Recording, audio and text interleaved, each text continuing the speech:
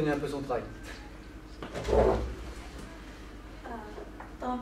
Bonjour tout le monde. Je vous présente aujourd'hui l'implémentation d'un système de collecte de l'activité d'apprentissage ainsi qu'un assistant qui permet la visualisation réflexive de cette activité.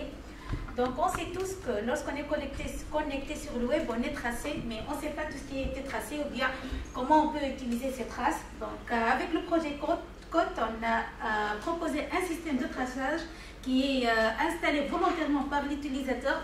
Donc, pour la majorité des plateformes d'apprentissage, les traces sont représentées sous forme des logs. Donc, notre proposition se manifeste par l'ajout d'un bundle qui permet d'écouter les événements log et de les envoyer sous forme des traces, sous forme des événements, des objets dans une trace, dans le KTBS. C'est notre système de gestion de traces développé par l'équipe SUEX, spécialement Pierre-Antoine, qui va vous présenter après les différentes fonctionnalités du KTBS. Et du côté client, la majorité des plateformes d'apprentissage, ils n'arrivent pas à collecter l'interaction de l'utilisateur avec le navigateur. Donc, nous avons proposé une extension pour les navigateurs. L'extension, elle s'appelle TraceMe. Elle est installée volontairement par l'utilisateur. Un protocole de communication a été implémenté entre le bundle TraceMe et l'extension TraceMe pour qu'ils puissent écrire dans la même activité d'apprentissage ou bien dans la même trace. Du coup, on obtient une trace avec des événements en alternance de tout ce qui est collecté côté serveur et tout ce qui est collecté côté client.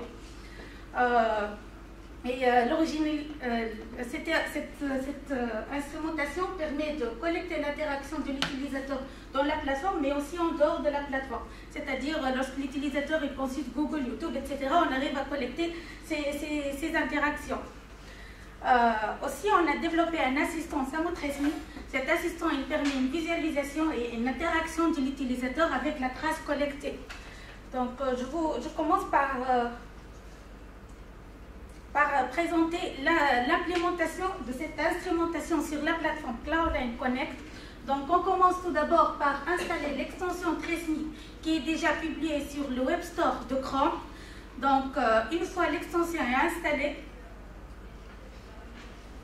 on va remarquer l'ajout d'une patte rouge. Avec un petit fond dehors d'écran. Ah oui. Bon, la patte, elle est là-bas. Pas de chance. Et on va modifier les options de TraceMe qui se divisent en deux parties. La première partie, c'est l'identité de l'utilisateur qui est une partie volontaire à remplir par l'utilisateur. La deuxième partie, c'est les informations sur le serveur de collecte, qui est bien sûr le KTBS. Ces informations vont être remplies manuellement par l'utilisateur ou bien automatiquement en se communiquant avec un serveur du côté serveur, un collecteur du côté serveur. Ce qui est déjà fait avec la plateforme Cloudline Connect. On doit se connecter sur la plateforme.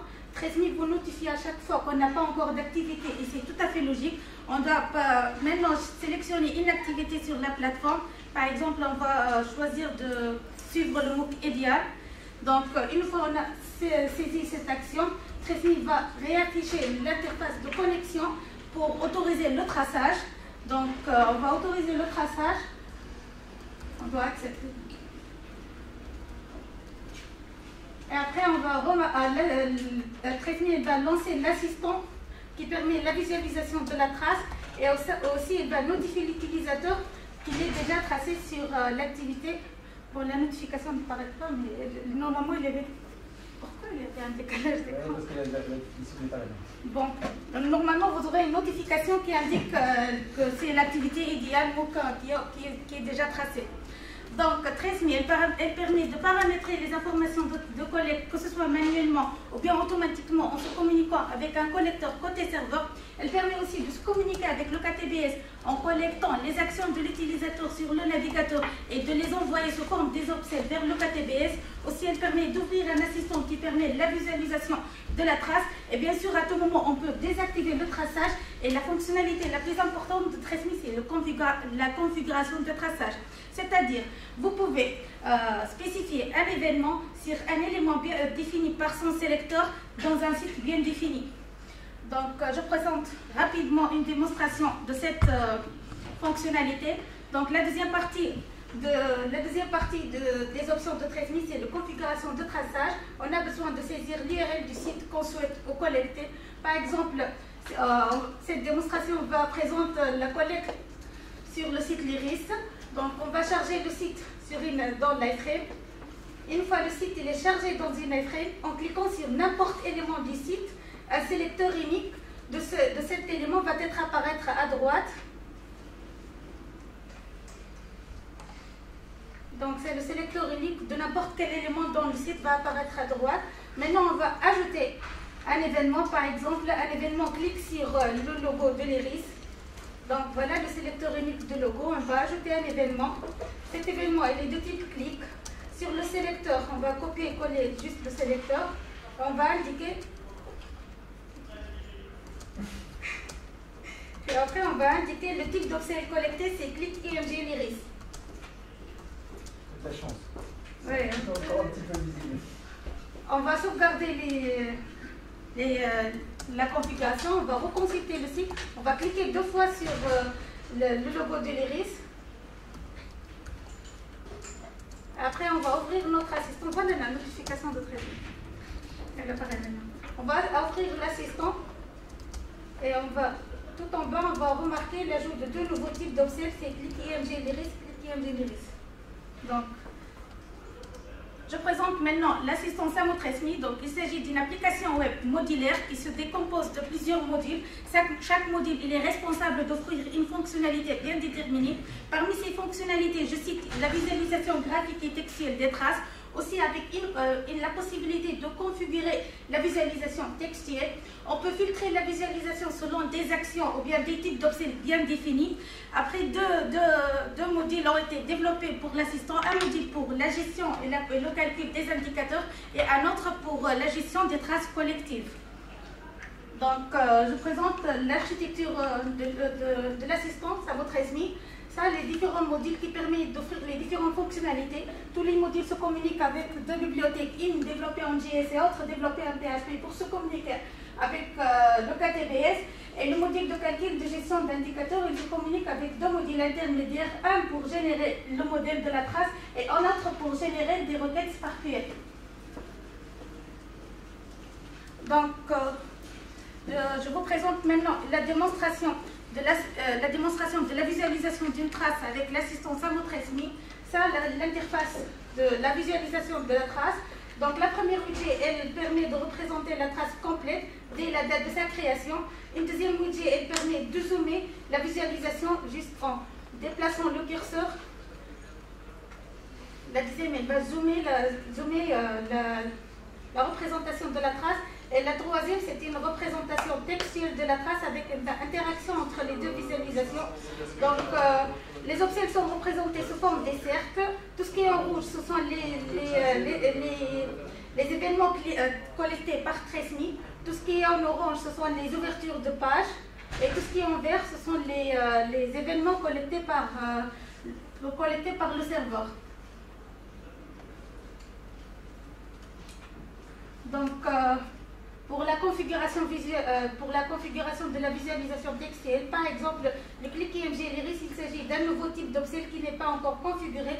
On peut configurer la visualisation de ce nouveau type d'objet. On va juste passer dans l'onglet configurer texte visualisation. On va cocher. Donc, on va cocher le type d'objet et on va leur donner un style.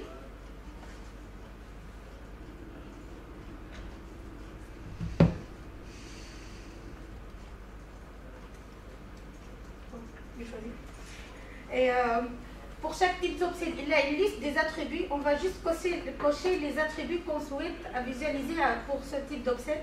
Par exemple, ici, on va cocher l'attribut URL du document, c'est le lien du site.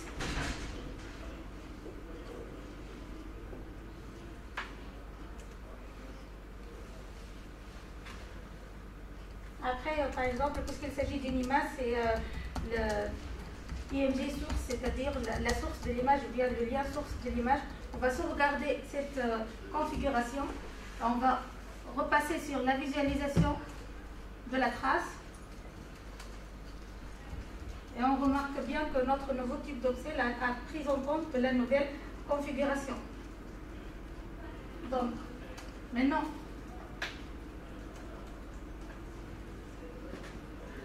on va passer sur Le module action, c'est le module qui permet le filtrage de la visualisation selon des actions bien déterminées, par exemple les actions sur le forum, sur le blog, etc.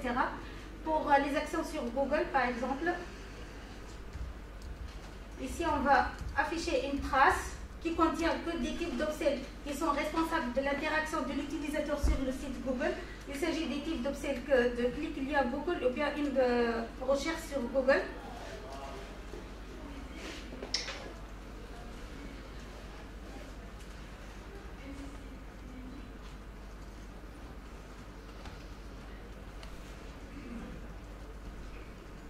Après, pour les actions sur les forums, on remarque une nouvelle trace avec une alternance entre tout ce qui est collecté côté serveur, c'est la création d'un nouveau message sur la plateforme ou bien la consultation d'un forum, et tout ce qui est les clics sur des liens de catégorie qui est collecté côté Tresme. Un module analytique a été aussi développé dans l'assistant qui permet une autre visualisation de la trace. C'est en cliquant sur un type d'upsell, il va filtrer la visualisation selon des dates ou bien des jours bien déterminés. Donc, j'ai terminé à présenter la visualisation d'une trace avec l'assistant Samo Tresme. Je vous présente maintenant le module de calcul et de gestion d'indicateurs. Ce module a été développé à l'aide d'un stagiaire lors de son projet de fin d'études. Ce module il est composé des sous-modules. Un module qui permet de calculer les indicateurs, un module permet d'enregistrer les indicateurs dans une base de données, un module permet de partager les indicateurs avec les autres utilisateurs, un module front office qui permet la visualisation de la valeur finale de l'indicateur et un module back office qui permet la visualisation du modèle de l'indicateur. Un indicateur il est représenté par son nom, une description, l'auteur, une formule et bien sûr une liste de transformations qu'on doit effectuer sur la trace pour obtenir la valeur finale de l'indicateur. Je passe directement sur une démonstration sur les modules de gestion des indicateurs. On commence par l'indicateur back-office. Là, on va proposer un indicateur, par exemple l'indicateur pour les consoles, pour les forums.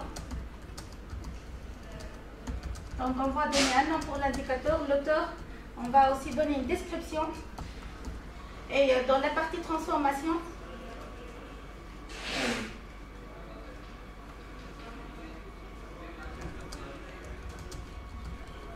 ce que vous voyez, c'est une représentation du modèle de la trace. En cliquant sur les types d'upsell, il va afficher les attributs de chaque type d'upsell. Ici, on va cocher le type d'upsell qu'on souhaite le garder et on va ajouter une transformation. Il s'agit d'un filtrage, c'est-à-dire on va filtrer la trace première pour une trace transformée dans laquelle on va garder que les types d'upsell de type ressources read. Donc pour la formule, doit saisir la formule de notre indicateur. Par exemple, x est égal à A. Le système va générer automatiquement l'output et l'input de la formule. Les inputs, ils sont représentés par une interface du module LNC. Ce module a été développé par un stagiaire, Brian, lors de son master de recherche. Donc, il permet de générer des requêtes SPARQL à partir d'un langage naturel. Par exemple, pour cet exemple, je cherche à compter le nombre d'upsells ayant un attribut contenant la valeur forum. C'est juste pour calculer le nombre de consultations dans les forums. C'est bon, une fois on a généré la requête SPARQL, on va enregistrer notre indicateur.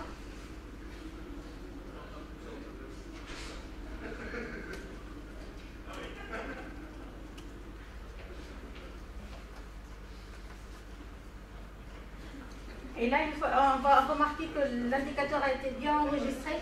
Une visualisation back-office qui permet de visualiser le modèle de l'indicateur, le nom, la description, la formule, les outputs, les inputs, et aussi la transformation qu'on a effectuée, et aussi d'afficher la trace transformée de la même manière de la visualisation d'une trace. Et là, il s'agit d'une transformation SPARQL dans laquelle on a gardé que les types d'upsell ressources read. Et là, il représente la trace transformée. Après, on passe sur le module front office pour afficher la valeur de notre indicateur, pour le calculer et afficher la valeur finale.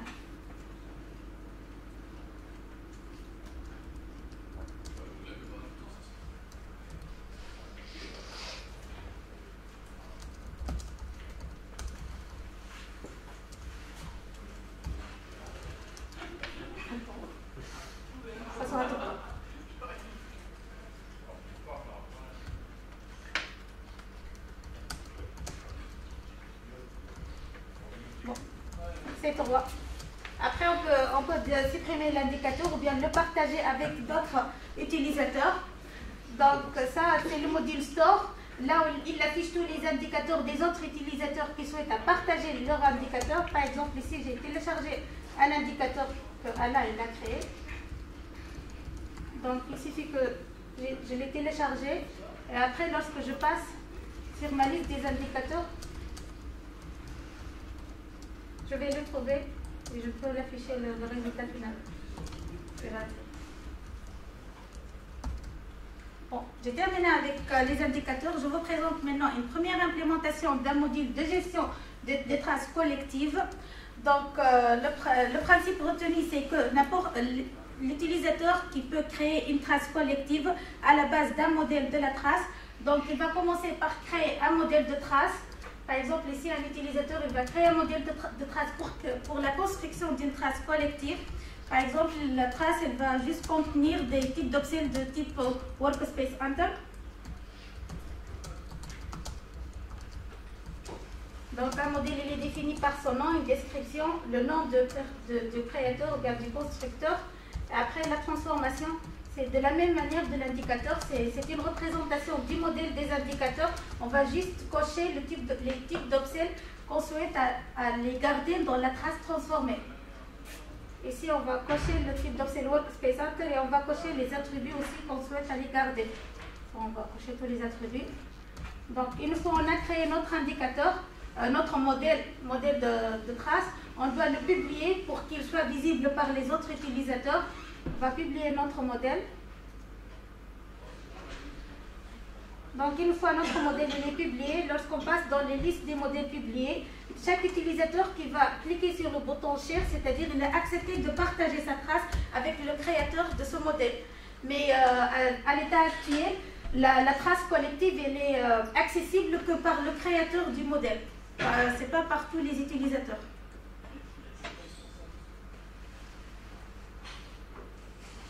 Ici, le créateur du modèle il peut consulter la trace. C'est Show Collective Trace. Et bien sûr, ça va être dans le même assistant, c'est juste avec la nouvelle URI de la trace, etc. Bon, j'ai terminé. Merci beaucoup, tu as parlé à une cadence tout à fait infernale. Je pense que c'était le truc. Enfin, ce qu'il faut retenir, c'est que ce qui a été prototypé par Fatma, ce sont des fonctions avec des interfaces, les premières interfaces pour le faire. Et que la question principale, c'est comment on s'approprie ce genre d'outil lorsqu'on est n'importe qui. Et donc, du coup, donc des gens sont curieux pour le voir parce qu'ils voient leur trace, ils peuvent en faire quelque chose. Surtout la dernière tour sur les traces collectives, ça a été fait vraiment très récemment par Fatma. C'est une question essentielle. Ça veut dire qu'on a multi-teacher, c'est un enseignant, un tuteur qui a dit en fait, s'il vous plaît, messieurs, si vous voulez trader par mois, donnez-moi un petit peu votre expérience selon ce modèle. Ce modèle il doit être compris, les gens s'abonnent et leur trace selon ce modèle, uniquement selon ce modèle, donc ça filtre, hein, c'est pas tout qui part vers l'enseignant, est pris. C'est donc plutôt pendant la période d'aide dans laquelle il y a une négociation entre les apprenants et puis l'enseignant sur la manière dont on va pouvoir donner son activité à quelqu'un pour qu'il nous aide. Une espèce de contrat, quoi. Et ça change pas mal des choses par rapport à la situation standard. Hein, puisque ça veut dire que l'apprenant, à un moment donné, il va dire bah oui, je suis d'accord, et puis je comprends ce que c'est que ma trace, et qu'est-ce qu'on peut en faire. De la même façon, on pourrait négocier pour qu'un chercheur dise moi j'aimerais bien que tout le monde me donne selon MOOCDB, pardon, ou LTI, est-ce que vous êtes d'accord? Puis ils disent yes, bien pas yes, d'accord, parce que c'est leur activité, parce que leur activité n'est pas seulement celle de la plateforme, celle-là on peut toujours l'avoir, c'est dans les logs, donc on peut toujours faire une moulinette qui a déjà été faite d'ailleurs, je ne sais plus, dans les types. On a un système permettant de faire un mapping entre n'importe quel fichier de log et puis le système KTBS pour ensuite avoir la richesse des autorequêtes KTBS. Mais c'est encore mieux lorsqu'il y a une négociation. Je suis d'accord parce que ça m'intéresse, puis qu'il y a un feedback, un utilisateur, enfin, quand on fait des expérimentations ou des sujets. Quoi, ce type-là. Donc là, pour l'instant, on est là. C'est les premiers interfaces. Moi, je remercie beaucoup Fatma pour l'extraordinaire travail qu'elle a fait, parce qu'elle a fait les développements, les premières fonctionnalités, les interfaces qui marchent à peu près, qui tiennent à peu près en temps réel. Je vous dis que le temps réel pour les traces, c'est vraiment pas gagné, parce que l'idéal, il y a un nombre d'upsells colossal, hein, quand elle fait le machin pour le calcul. Certes, c'est 3 à la fin, il faut quand même tous les compter, quoi. Et normalement, ce résultat-là peut être repris dans un autre, et ça va être un peu ce que Pierre-Antoine va nous montrer un peu sur le système de KTBS qui offre des possibilités de combiner tous ces calculs. Mais le système qui est présenté ici repose quand même sur le sur l'architecture HTML de ta page qui est derrière. Ton observable, c'est ça que tu mets. Dans ton identifiant, c'est le... Si y a un sélecteur, si c'est observable dans la page. Voilà. Si c'est pas observable, le sélecteur, il peut dépendre. Enfin, tu vois, c'est... Ah oui, complètement. Donc, c'est pas évident de faire ça en grand public, je veux dire, parce que faut savoir que ton sélecteur est vraiment unique. Dans la page, Imagine que tu mettes une... Dans la page, il est faite. Ben non, parce que si tu prends une page normale, on va dire standard d'un book, où tu as par exemple le module 1, et puis quand tu vas à la deuxième semaine, tu as le deuxième module, tu veux le premier module. Le sélecteur, avec un peu de chance, tu vas te planter d'un module, par exemple, bêtement. Il y a plusieurs façons de gérer ça, en fait. Ce que Fatma a montré, c'est la manière de le personnaliser soi-même. Donc effectivement, ça demande d'être un utilisateur un peu expert. Mais il y a la possibilité pour la plateforme MOOC de diffuser les règles. Voilà. Et dans ce cas-là, parce que finalement, de toute façon, le MOOC a intérêt à ce que les traces soient collectées correctement. Voilà. Donc n'importe quel site, en fait, peut diffuser avec ses pages les instructions pour TraceMe pour dire quels sont les sélecteurs pertinents à tracer. Et puis ce qu'on peut imaginer aussi, c'est des communautés d'utilisateurs, dans le cas où les sites ne publieraient pas ce type d'informations, qui partageraient aussi un ensemble de sélecteurs pertinents pour tel ou tel site, et auquel on pourrait s'abonner et avoir des sélecteurs qui sont mis à jour, pas par le site lui-même, mais par une communauté tierce. Oui, parce que là, on repose quand même fortement, on imagine très bien le jour où la personne change son site, tous les sélecteurs tombent à l'eau. Oui, de toute façon, l'observation d'une activité qui change beaucoup, bah, son observation, elle change beaucoup, quoi. Parce que, sauf s'il a gardé conceptuellement la même chose avec simplement une autre forme, ce qui est franchement pas gagné. Donc l'observation est une difficulté. On développe une théorie de l'observation en disant que l'observation n'est pas du tout une tâche, comment dire, simple. Donc là, on développe des choses permettant de faciliter, justement, et de le rendre agile, quoi. S'il faut le refaire, il faut le reprendre, il faut que ce soit facile en regardant le site web, quoi. Et avec des modèles, au moins, on a quelque chose, quoi. Alors qu'autrement, on n'avait rien. On avait des logs, puis c'était comme ça, le mode d'emploi, c'est dans un texte. c'est pas ailleurs. Donc c'est pas, là, le mode d'emploi, il est dans le modèle de type RDF. Donc on peut l'interroger, il est interrogeable, je veux dire. Non, c'est plus le recueil. Ah non, mais la collecte est une question difficile.